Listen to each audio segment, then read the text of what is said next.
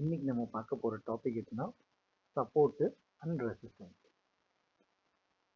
So இப்போ இங்கே ஒரு லைன் இருக்குன்னு மார்க்கெட்டு இப்போ இங்கேருந்து ஃபாலோ ஆகுதுன்னா ஒரு இடத்துல மார்க்கெட் சப்போர்ட் எடுத்து அப் சைடு மூவ் ஆகுது அண்ட் அகெயின் இந்த இடத்துக்கு வருது.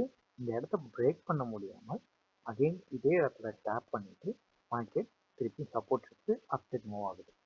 ஸோ இதே போல் ரிப்பீட்டடாக நடக்கும்.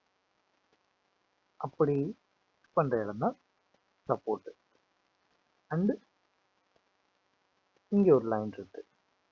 இந்த இடத்துல மார்க்கெட்டால் பிரேக் பண்ண முடியாமல் அகெயின் இந்த இடத்த டேப் பண்ணிட்டு டவுன் வருது, அகெயின் டேப் பண்ணிட்டு டவுன் வருது. ஸோ இந்த இடத்துக்கு ரெசிஸ்டன்ஸ் அப்படின்னு சொல்லி சொல்லுவோம். ஸோ உங்களுக்கு நான் ஒரு 2 எக்ஸாம்பிள் ஷோ பண்ணுறேன்.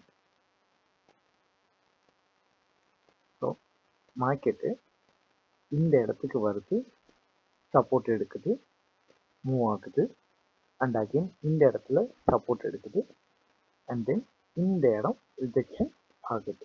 ஸோ இது ரெசிஸ்டன்ஸ், இது சப்போர்ட். இந்த இடத்த பிரேக் பண்ண முடியாமல் அகெயின் இந்த இடத்துல சப்போர்ட் எடுக்குது அண்ட் தென் இது ஒரு ஃபேக் பிரேக் அவுட். அகெயின் இந்த இடத்துல இங்கே வந்து டேப் பண்ணிட்டு டவுன் ஓடுது. ஸோ இது சப்போர்ட் ஏரியா அண்ட் தென் இது ரெசிஸ்டன்ஸ் ஏரியா. அதே இது நமக்கு ட்ரெண்ட் லைன் ஃபார்மேட்லையும் இருக்குது.